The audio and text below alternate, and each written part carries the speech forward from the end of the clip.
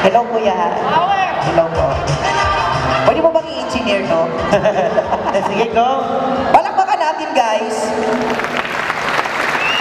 Good morning, First Fight Applause!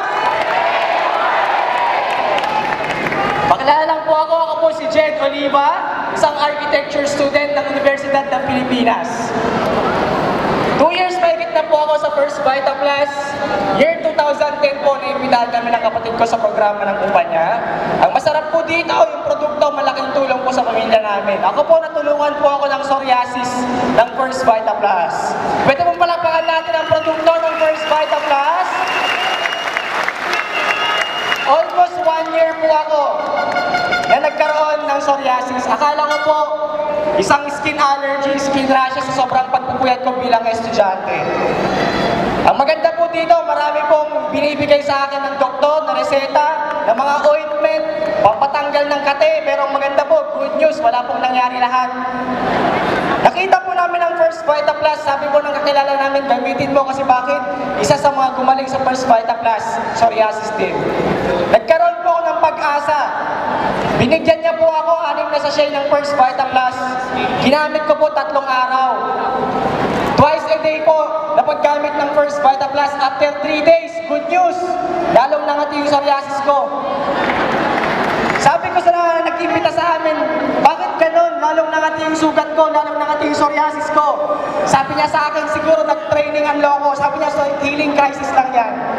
Bumili po ako ng 1 kahon ng First Fight Applause. Alam niyo po, twice a day na paggamit ng produkto. Almost 2 months. Taking First Fight Applause, lahat ng psoriasis ko natanggal dahil sa produkto. Kapatid, ang maganda po dito, merong kasamang negosyo ang First Fight Applause. Sabi ng kumpanya, kahit estudyante ka, pwede mong gawin ang produkto. Ang negosyo, pwede mong gawin. Kapatid, ako po, architecture student. Ang alam ko lang, design ng bahay, design ng building. Baka kapatid, sinasabi mo, hindi mo linya ang First Fight Applause. Kapatid, hindi ko rin linya ang First Fight Applause. Pero kapatid, kung gusto mong isang bagay na pag-aaralan yan, kung gusto mong mabago ang buhay mo, kapatid, kahit hindi mo linya ang First Fight Applause, kung gugustuhin mong mabago ang buhay ng pamilya mo, gagawin mo ang First Fight Applause. Ang maganda po dito, kapatid, nagsimula ako sa unang cheque, 450 pesos, 1 linggo. Sa mga nagka-cheque na ng 450, pumalakpak! Kapatid, mayaman ka na! 450, 1 linggo, kapatid, naramdaman ko, yayaman tayo sa First Fight Applause. Ang maganda po, nagsimula ako dito. Sobrang hirap din ang pagsisimula ko sa First Fight Applause. Kasi bakit po?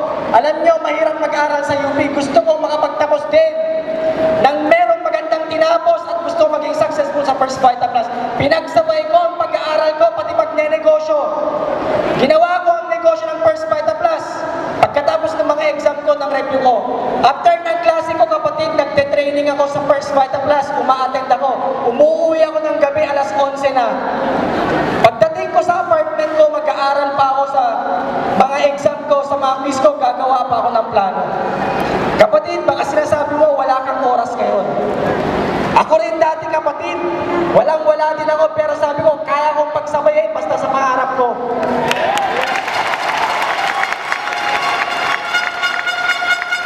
Dahil sa negosyo natin, nadagdagan ang kita ko. Naging 1,000. Ngayon, 32,000 na 1 linggo. After 2 years sa First Fight Applause. Kapatid, nagsimula po ako 19 years old sa First Fight Applause. Lumuluwas po ako ng probinsya sa Cagayan. Mag-isa po ako, walang kasamang upline. 19 years old, imaginin mo kapatid, ilang taon ka na ngayon, kayang-kaya mo rin to. Umuuwi ako sa Cagayan, 12 oras ang biyahe. Imaginin mo, ako ang pamasahe. Ako sasagot, pati pagkain ko.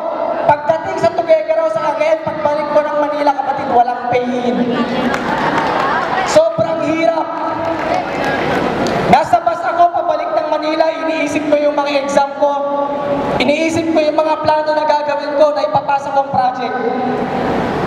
Minsan dumating sa akin, iniisip ko, tama ba itong ginagawa? Pero kapatid, pinanghawakan ko yung pangarap ko. Tinuloy ko pa rin ang First Vita Plus. Dito ko naranasan yung pinakamahirap sa buong buhay ko, kapatid. Dito ako nagutom. Walang kinain buong araw, puro tok lang. Dito ko naranasan kung yung lalamunan ko. Pero sabi ko, okay lang kahit mahirap. Basta sa pangarap at sa pamilya. Kapatid, aaminin ko sa inyo, hindi madaling yumaman. Mahirap ang First Vita Plus. Pero ito yung pinakamasarap, kapatid. Ito na yung pinakamadali sa lahat ng pinakamahirap.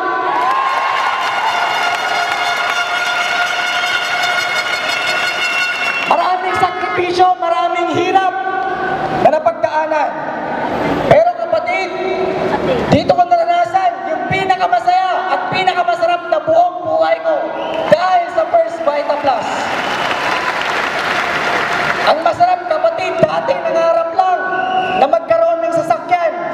Ito yung pangarap ko. Pero masarap, at the age of 20 years old, nagdadrive na ng brand new Hyundai Elantra.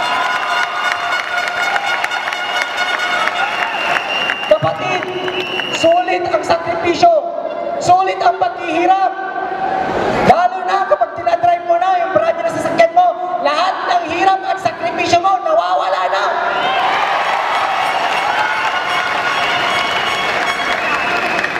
Kapatid, kung nahihirapan ka ngayon, kung nare-reject ka ngayon, panghawakan mo lang yung pangarap mo, huwag kang titigil. Darating din ang sikat ng araw para sa'yo.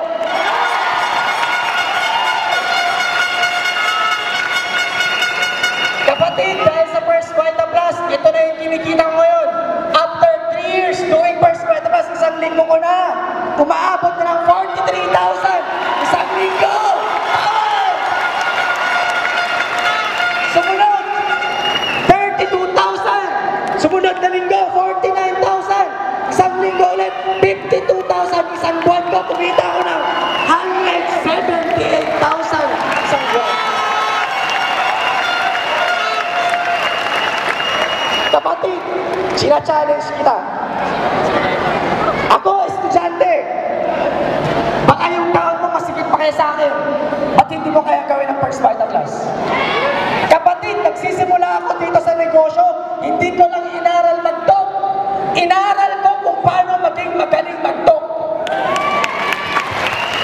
Walang yumaman sa First Vita Plus na hindi magaling mag-talk. Kapatid, kung ilang buwan ka na, isang taon ka na, 2 taon ka na, hindi ka pa rin marunong mag-talk, tumigil ka na.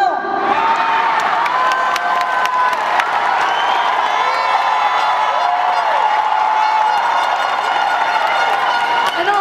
Natatamaan ka ngayon kasi totoo.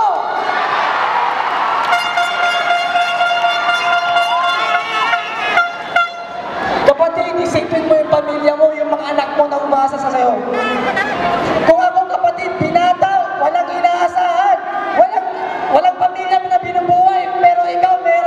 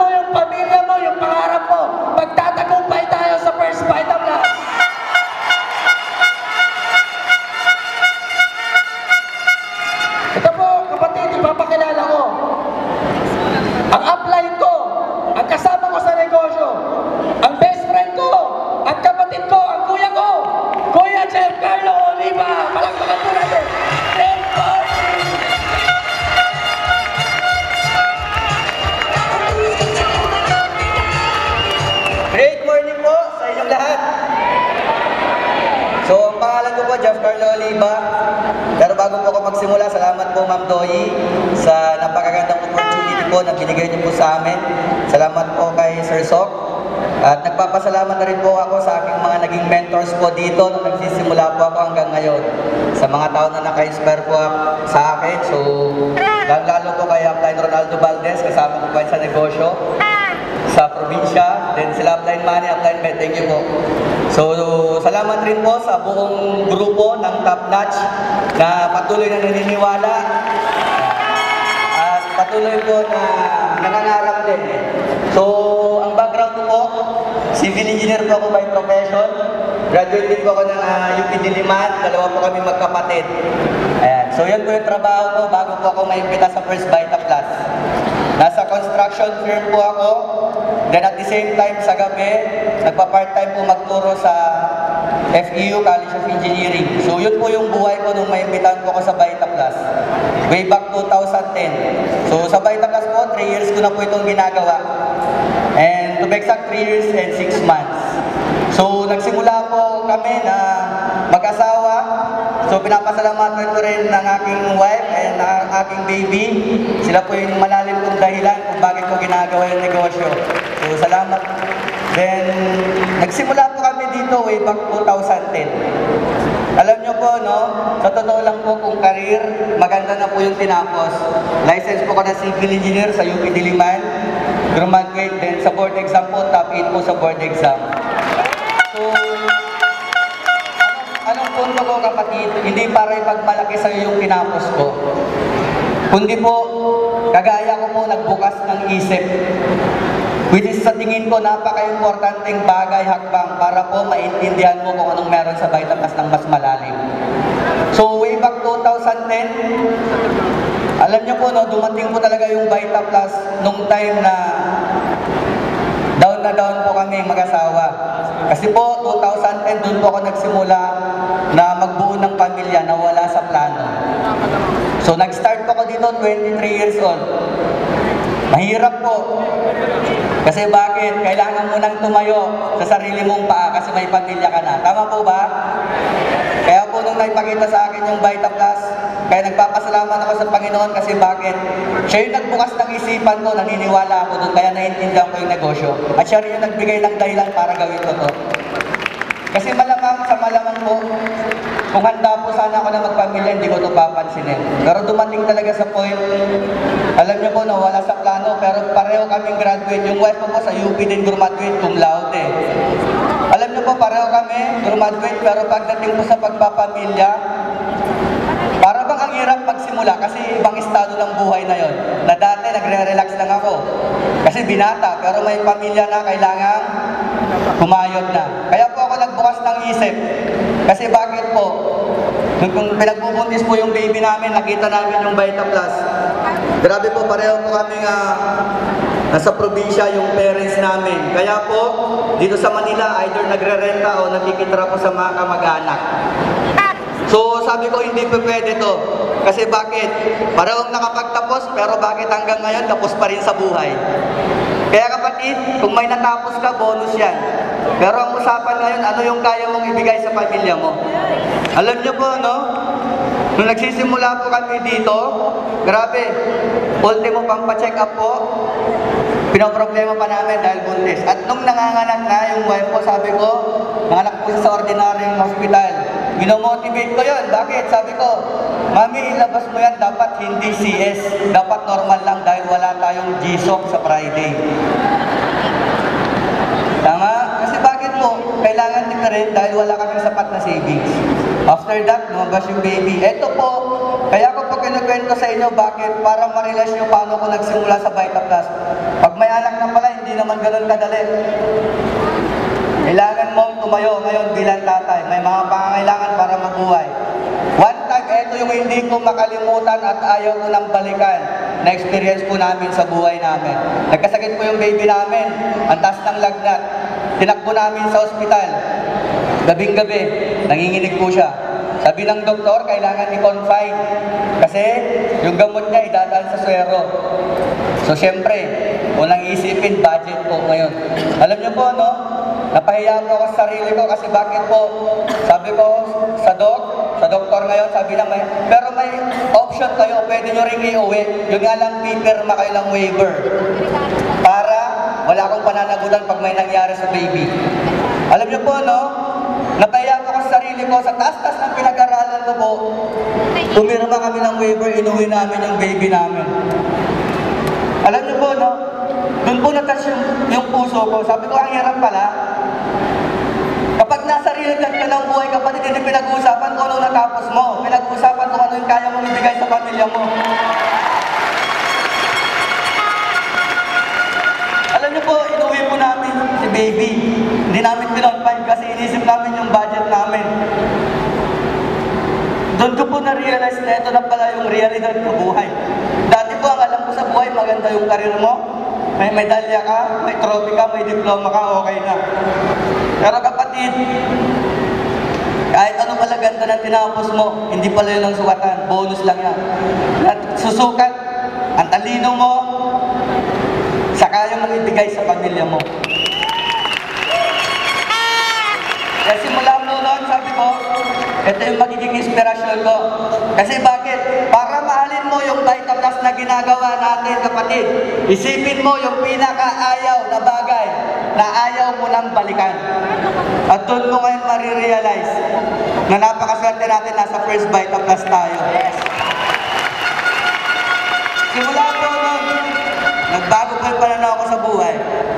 Inaral ko yung negosyo, inataw ko, ginawa ko. Alam niyo po, nung nagsisimula po ako dito, ito po yung mga experiences ko sa Vitaplus na hindi ko makakalimutan.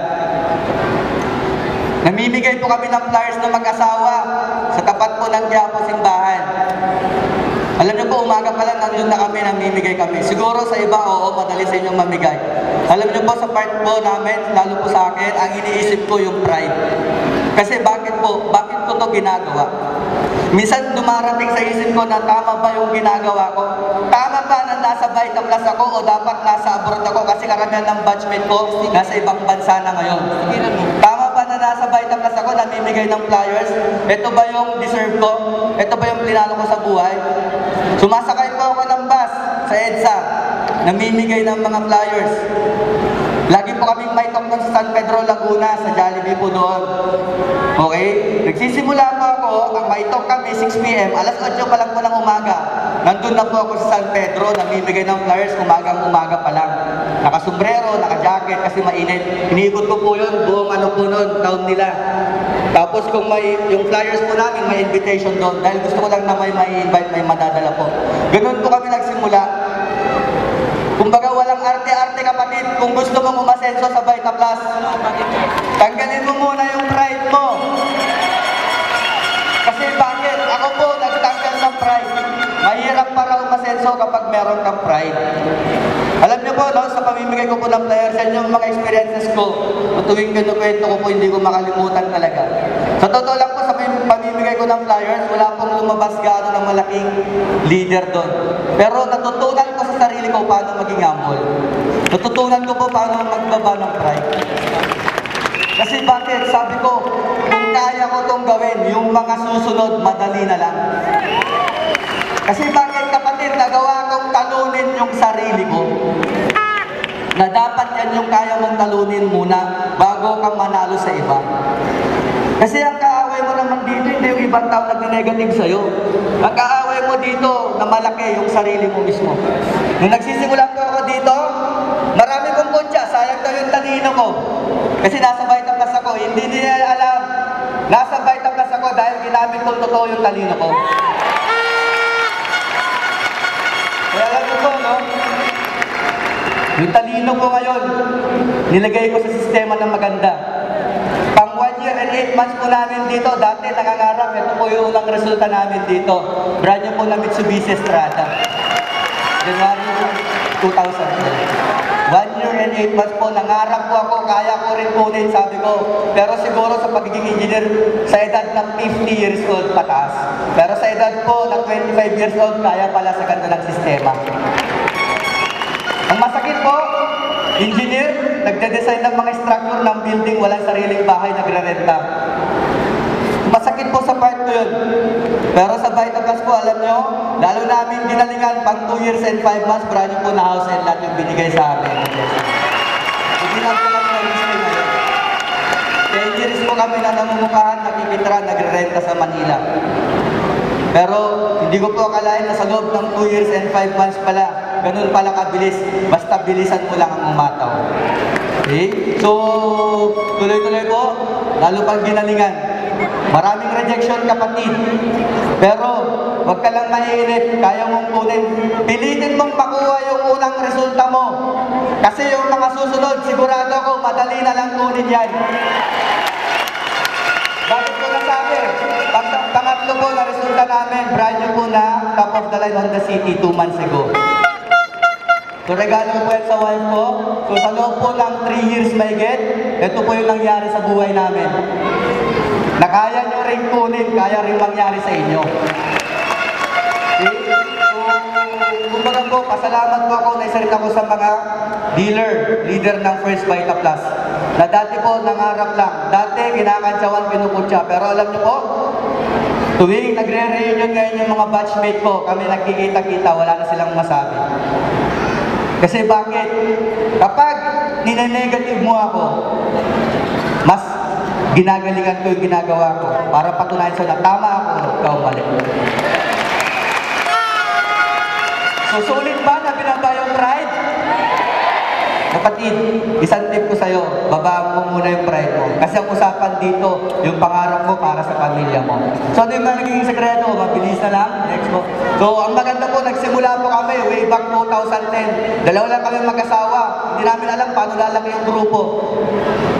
Pero naniniwala ako, basta magtuloy ka lang, aralan mo yung negosyo sa grupo ng Taplas, 11 na yung may brand new, ang sakyan. 8 pa doon brand new. Na dati, nagsimula ka lang kami, kapatid. Dalawa lang kami mag-asawa. Kaya sa mga nagsisimula, kapatid, huwag ka lang maiinit. 2 taon, 3 taon, hindi ka na lang mag-isa sa grupo mo, kundi yung mga kagrupo mo, may mga resulta na rin. So, yun po yung mga kagrupo ko. Salamat po ulit sa inyo. Ayan, ito po, share ko sa inyo. Sa totoo lang po, sa buhay ko po, ito yung mga naging gabay ko po sa paggawa ng negosyo. Una po, inalam ko kung ano yung gusto kong destinasyon. Alam mo kapatid, importante na alam mo kung ano yung gusto mong destinasyon sa buhay mo. Ano yung gusto mong marating, ano yung gusto mong makuha sa susunod na taon. Kasi agad hindi mo alam kung ano yung gusto mo, sigurado ako, ang hataw mo, pigil. Ang hataw mo, hindi mo ito todo. Bakit? Hindi malinaw sa'yo kung ano yung gusto mo sa buhay. Kaya nung nagsimula ko way back 2010, sabi ko, eto, yung mga gusto kong mangyari sa mga susunod na taon. Kaya nga may dream board na sinasabi, tama? Kailangan alam mo kung ano yung gusto mong destinasyon sa buhay. Kasi bakit? Kapag hindi mo alam yung gusto mong destinasyon, para ka lang naglalakbay na hindi mo alam kung saan ka papunta. Sa Vita Plus, ganun din. Hataw ka ng hataw, pero ang tanong, ano ba talaga yung hinahataw mo? Ano ba yung malalim mong dahilan? Bakit tuwing napupuyat ka, tinitiis mo yan? Alamin mo kung ano yung gusto mong destinasyon. Pangalawa, importante, alamin mo kung paano makarating sa destinasyon na yan. Paano ka ngayon makakarating sa gusto mong pangarap? Hindi sapat na alam mo lang. Hindi sapat na may dream board ka lang, kapatid. Kasi natutuwa ako sa mga nagsisimula. Laging nagpo-post sa Facebook, ito yung pangarap ko, ito yung gusto ko. Tama ba? Ito yung dream board ko. Pero kapatid, hindi sapat na alam mo lang yung gusto mo. Dapat alamin mo kung paano makarating dyan. Paano makarating? Makinig ka sa mga nakarating na dyan. Sigurado ako ituturo sa sa'yo. Kaya kailangan mag-aral po tayo. Diba? Imagine po ako, engineer, pero sila yung mga naging mentor ko dito. Taxi driver, truck driver, housewife. Pero pansinin niyo po, bakit po ako nakikinig sa kanila? Kasi gusto ko yung narating nila. Kaya kapatid, papaano, importanteng alamin mo yan. At pangatlo, kailangan alamin mo kung kailan mo gusto makarating sa destinasyon na gusto mo. Kasi bakit? Pwede mong gusto bagong bahay, pero pwedeng mangyari 10 taon mula ngayon. 20 years mula ngayon. Pero pwede rin mangyari 2 taon, 3 taon mula ngayon, i-declare mo lang sa sarili mo. At least, kapag nag-declare ka kung kailan mo gustong kunin, kapatid, huwag mo lang i-adjust yan. Kasi minsan, next year ko na lang kunin. Sa susunod na lang na buwan. Kapatid, pag sinabi mo yung deadline mo, Kailangan trabahuin mo para ma-meet mo yung deadline mo. Kasi kapag hindi, niloloko mo lang yung sarili mo. Kaya once na nag-declare ka ng date, kailangan i-adjust mo yung activities mo. Kung malayo pa yung pangarap mo sa tingin mo, kailangan i-adjust mo para papalapit ka sa gusto mo. Kaya importante po, ito gusto ko i-share sa inyo, ano, papaano at kailan. Yan po yung naging sikreto namin dito ng magkapatid. Naging malinaw po sa amin yung pangarap namin. Kaya po nalaman namin mismo kung paano kunin at kung kailan namin gusto makuha. Kapatid, excited ako sa mga susunod na taon. 1 taon, 2 taon, 3 taon. Kasi bakit? Kung sa loob ng 3 taon, nabago po yung buhay namin, sigurado ako, sabay-sabay lang tayo, susunod na 3 taon, kasama pa kayo na mababago rin yung buhay nyo, kagaya namin. So, salamat po sa inyo. God bless po. Muli, salamat po, Ma'am Doyi. At salamat po sa buong grupo ko. Alam niyo po, tuloy-tuloy lang tayo, kapatid kayo ng kasunod. Okay? So, salamat po, Kuya Ronald. Apply man. Okay. So, great morning po ulit sa inyo lahat. Thank you! Great morning, Chef Exergen! Maraming salamat para sa isa naman pong instruction. Wow! Grabe ang power! You see, dito po sa First Vita Plus, kahit estudyante pwedeng maging milyonaryo. Sino ang gustong sumunod sa kanila? Ang numero unang ina ng Infinite Champion, walang iba kundi si Upline, Bet Kasapaw!